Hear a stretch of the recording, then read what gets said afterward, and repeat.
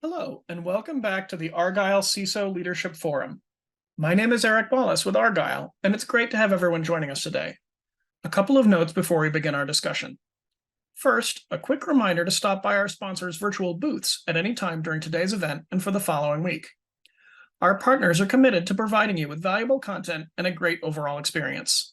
At any time during today's event, you can visit their virtual booths from the main agenda page, which include complimentary materials, information, and meet and greet opportunities.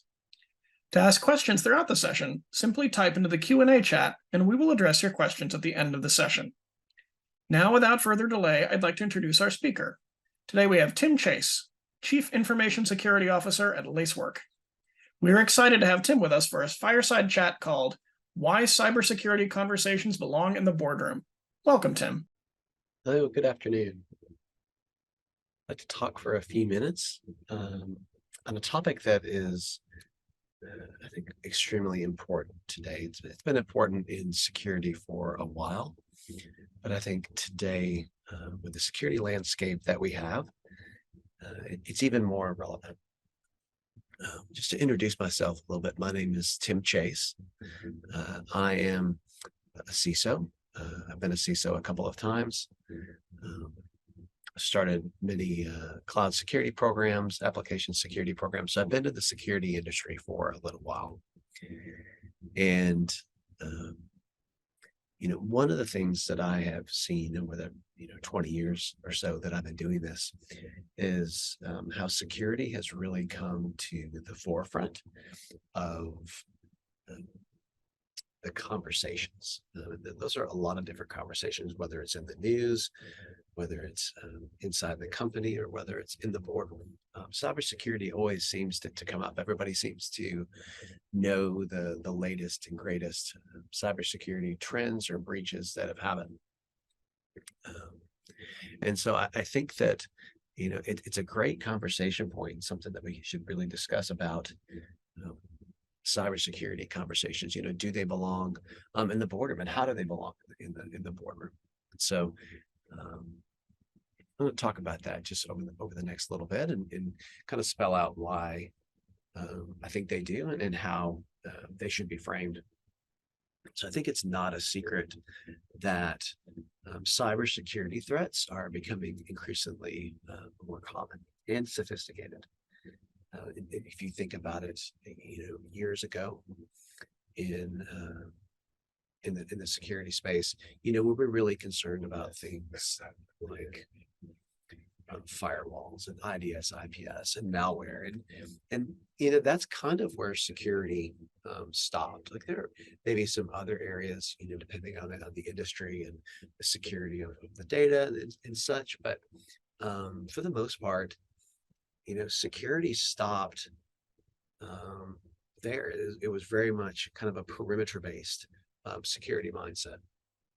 But over the years, I would say the mindset of security and the mindset of how we do business has changed. And so what I mean by that is, we used to hold all of this data in our data center, and it was all kept in one place, and we had all of these doors that are in front of it.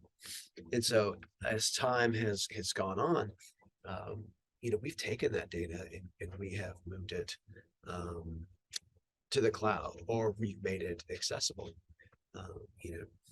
There's so much more data out there that it's really presented a lot more risk from a cybersecurity perspective. We're putting a lot more in the cloud. The data that we give our customers is just, we give them more access to data. And so that's really increased the risk. I think probably kind of as a response, because of the value of the data, we're seeing a lot more cyber attacks, right? And so, people are trying to attack that data, and it doesn't matter, maybe, who that is. It could be just some people who are scanning for fun, trying to see what they're after. It could be cybercrime units that are trying to take that data and get money from it, whether because they're selling it on the black market or they're going to use, you know, malware to lock your files and try and extort money from you that way with ransomware. Or it could be nation states, right? It could be any of those things. And so the security has just really become more out there and present. And so it's the focus of it has really raised, because when you think about it, as we put more and more data out there and more of our operations are dependent on this data, losing that data or having an incident around that data, having it be exposed, could have potential consequences and devastating consequences for the business, right? And so, you know, we'll dig into that, and that's really kind of the first reason that I would say that you know, cybersecurity is a board level issue, is because it's not just an IT issue anymore. It's a business issue, right? Back when, you know, we were kind of in this, you know, firewall land, you know, 20 years ago, a lot of times the security team would be under the IT team, and that was kind of the focus of it. But now it affects the entire organization. If there's a breach, you know, you've got to get multiple teams involved, including a lot of times the lawyers or maybe PR, and so it really affects the entire organization. Just to kind of look at some examples, you know, that we've seen is, you know, would be, you know, LastPass. Maybe, you know, they had a breach lately, and you know, that you could see how it affected the coverage of them in the news, and how, you know, they've had to respond and be really transparent about it, and really just kind of put it out there. But you know, it generates a lot of talk around the security. You know, and another one from a few years ago was Capital One. You know, they had a breach where some customer data was really put out there, and it really affected the business. And you have to do things like, you know, do credit monitoring and all of this, right? So it's not just kind of an isolated incident. It really affects the entire business, especially when the news cycle will pick it up, and then your customers will know about it, and there's loss of goodwill. And so when you really think about it, like the cyber attacks, they can have a lot of different consequences. It could be data breaches or financial loss, brand reputation, um, you know, and loss of goodwill is something else. You know, if you're out there and and you get a breach, you know, are you likely to you know, use that company? I think, you know, one of the statistics that I've seen is you know, that you know, 20% of the people, when they're choosing a financial institution to bank in, you know, 20% of the people will consider security as a part of the reason, you know, and reputation is a part of the reason that they will choose a bank. But if something happens, you know, like 60% of the people, that it would affect, cause them to consider leaving after that, right? So brand reputation matters a lot. And these days, there's even legal consequences of cyber breaches, right?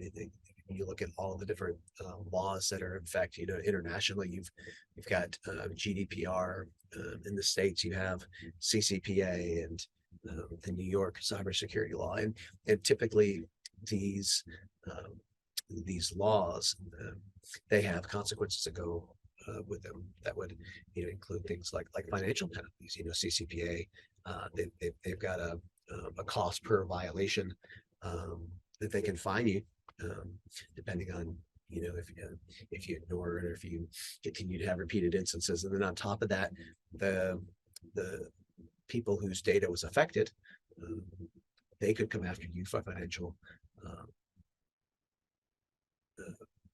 money as well, you know, trying to recoup some of their loss. And so, you know, it's not just, you know, the data itself, but it's the brand reputation, and it's the law in the laws and regulations, and the effect that it's had on them, right? And so, you know, that's one of the reasons that we're seeing the conversations in the boardroom really pick up. And so, you know, how do you have these effective the conversations in the boardroom? Well, one of the ways is you kind of have to establish this culture of awareness at all levels in the organization, including in the boardroom, right? The board members should feel free to ask questions about the cybersecurity, the risks, the policies, and the CISO should be reporting on that to them, right? It's a big deal that all of this information should be shared with the board, and they should kind of have a knowledge of it, but it should also be shared with the board in such a way that they can understand. Not all boards are IT experts or cyber experts or very technologically, savvy.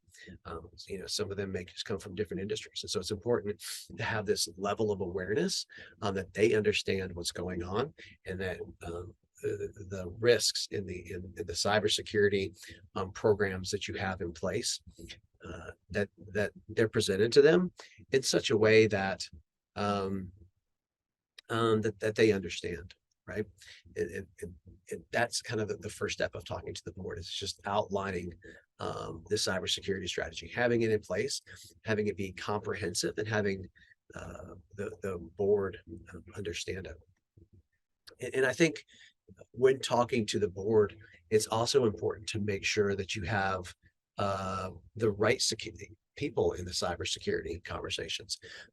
It shouldn't be, the CISO kind of giving a report, and then someone above him going and having the conversation, or it shouldn't be, maybe the security leader going to the board alone, and the CEO, the CFO, and those other individuals, kind of taking in the information at the same time. When presenting to the board, it's important that the executive team, the people at the company, have an understanding of what's going on, so that they can be able to come together with a plan, right? The CISO should work with the CFO and the CLO, so that you have all of these people together to understand the risks. And then if we choose to accept the risks, what are the potential financial consequences? And then, the CEO can look at, the overall business of saying, okay, here's our overall risks. Here's how much it's going to cost for a good cybersecurity program. Here's how much money we should spend, right? It's a conversation that should be had together, right? And I think, kind of as an example here, if I go back to my first, board meeting, I remember walking in, and cybersecurity reporting at the board level was very new, and my predecessor had done it there a little bit, but I just remember going in and using kind of the standard report that they're all used to seeing, and it had to do with just kind of some numbers and some how many attacks on our firewall did we block, and we stopped 25,000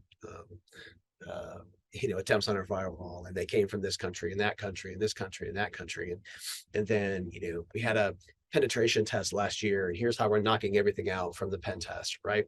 And it was very much a one-sided conversation, and it was something that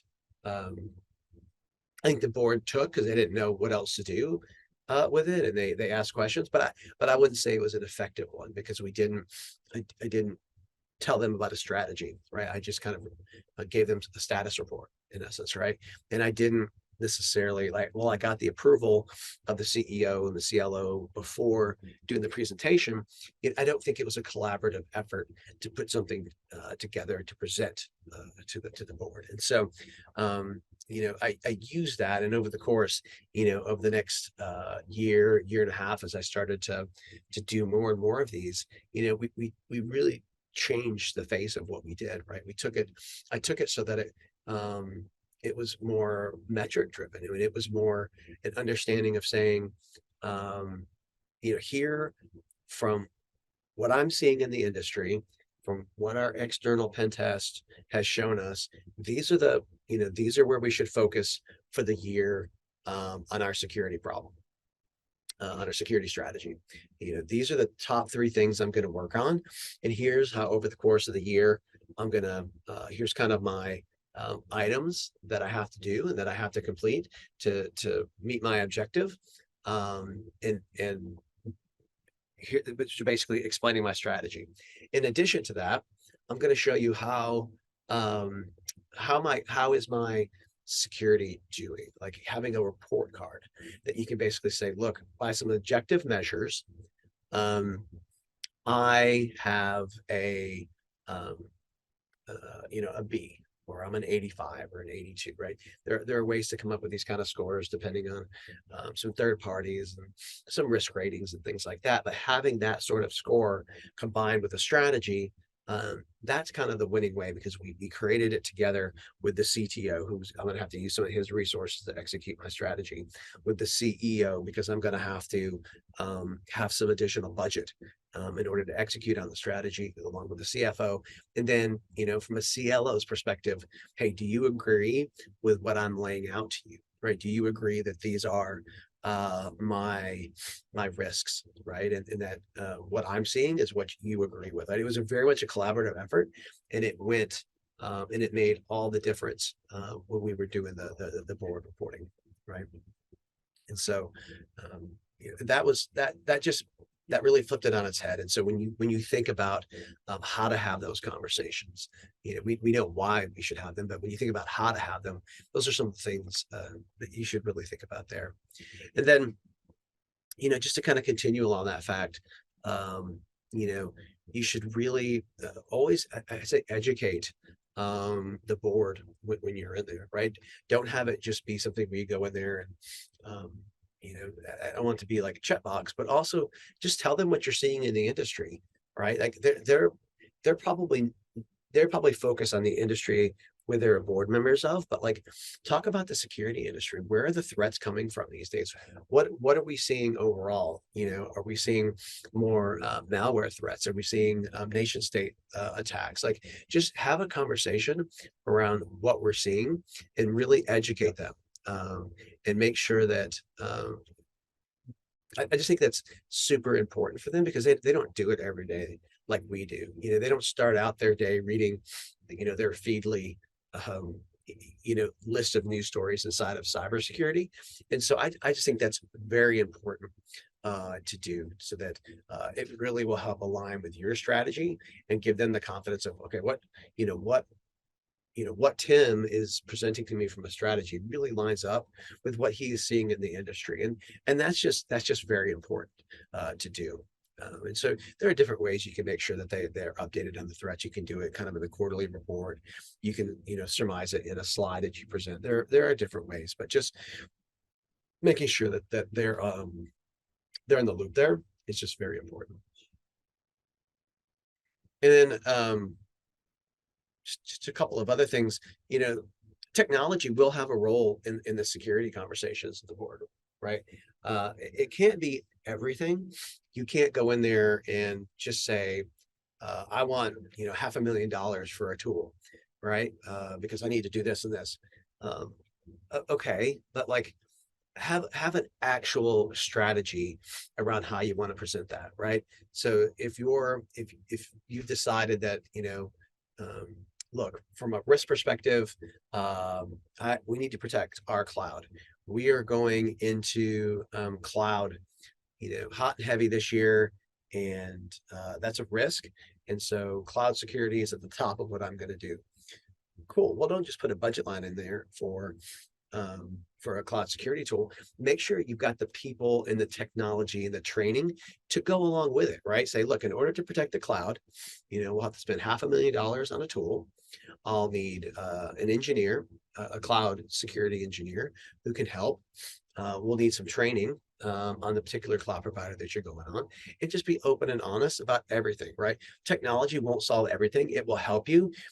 But if you do technology without the people, process, and training, it won't work. So make sure that when you're going in there and you're presenting your asks at the boardroom, make sure that that all of that is considered.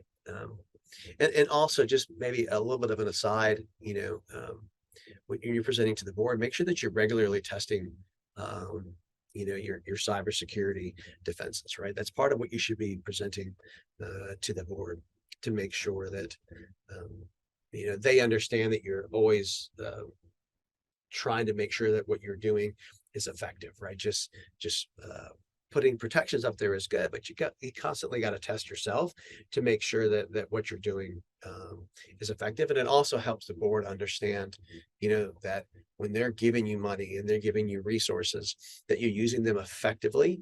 And you always have to be looking at that and deciding what works and what doesn't work, reevaluating it. But you have to make sure that you've kind of got both of those things where you're spending the money to do the shoring up of the defenses, but then you're also testing it as well. I used to do this, when I've rolled out cloud security programs, before, when I would say, hey, I'm going to work on cloud security this year, and I need something that can provide, visibility. That's my number one thing I care about in the cloud is visibility and understanding what's running in my cloud environment, right? And so, how am I going to do that? Well, I'm gonna bring over this person to run my cloud security team, and then I'm gonna get Lacework to come in there, or this tool to come in there and do that for you.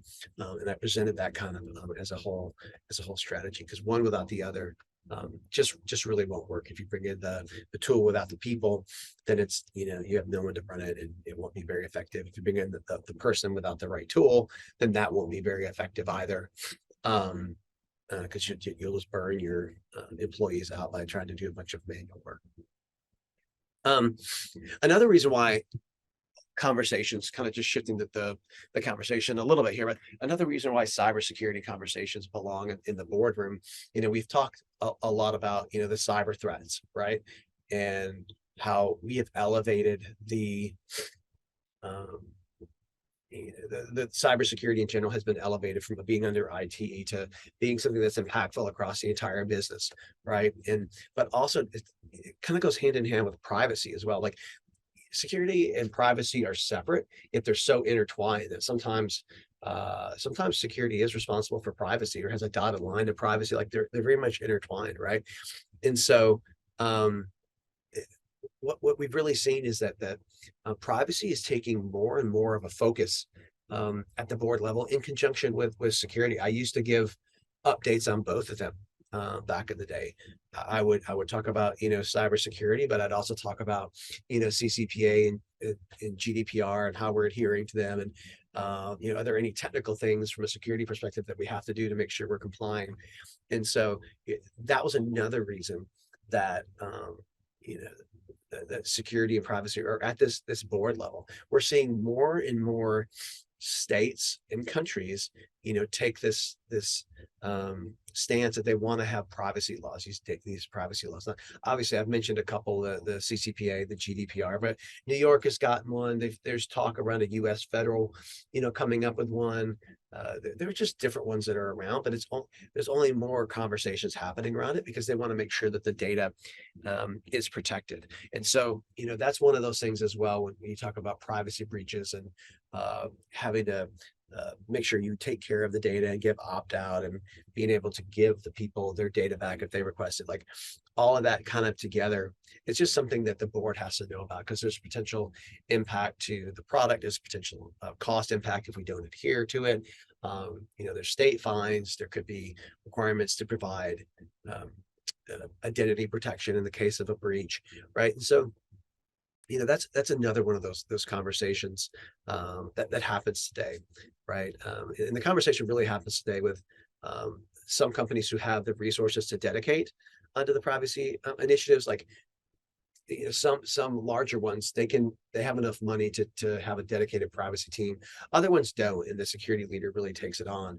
And so, but either way that it goes, those conversations are happening more and more at the board level, and they'll continue to be. So when you just kind of put security and privacy together, it's another reason why the conversations have to belong at the boardroom, because it has such an impact on the entire company. And just to kind of wrap it up, to put a bow on it. The security is never boring. It's why I do it. It's why I love it. Because it will always be changing. The nature of the attacks are that they're always going to be changing. They're broader, and we're always going to have to be kind of finding new ways to prevent the bad guys from getting in, right? Because they're going to change their methods, and we're going to have to adapt, and that's just going to be a constant back and forth. And so, boards need to be an effective board in this day and age. Like, they're really going to need to continue to hone in their knowledge of cybersecurity, right? They're going to have to continue to educate themselves, and most boards realize that these days. And so they're eager, and when you come to them and they tell them stuff, they're going to ask questions. They're super smart, right? That's why they're on the board. And they're going to want you to educate them, right? It's going to be your responsibility to say, here are the things, here's how we're doing, here's how we're comparing to other people in our same industry, right? They're going to have to continue to educate themselves, and they will. And to make sure that happens, as security leaders, we have to make sure that we establish this culture of cybersecurity awareness, right? We've got to make sure that all the way from, the lowest members all the way up to board, we've got this culture of honesty, this culture of transparency, and awareness around security, right? To make sure that everybody knows that it's everybody's responsibility, including the board. And we've got to make sure that we invite and involve the right people to the conversations, right? It shouldn't be one person's job to handle security and disseminate the information, right? It's a team effort, especially at the executive level. Like, we should all be in lockstep with what we're doing with it, and doing it that way is going to help the team really focus on providing a comprehensive strategy that really kind of includes the technology, the policies, procedures, and then obviously that employee training that we mentioned. So, I hope that was helpful. I think this is just a topic that's going to continue to come up. I've blogged about it. My colleague has blogged about it as well. And so, I love talking about this and talking about the metrics you can present to the board. So hopefully this was helpful. And if you have any questions, feel free to reach out to me. Thank you for that insightful presentation. I also want to thank everyone else in the audience for joining us today. This session, along with all of today's content, will be available on demand following the event.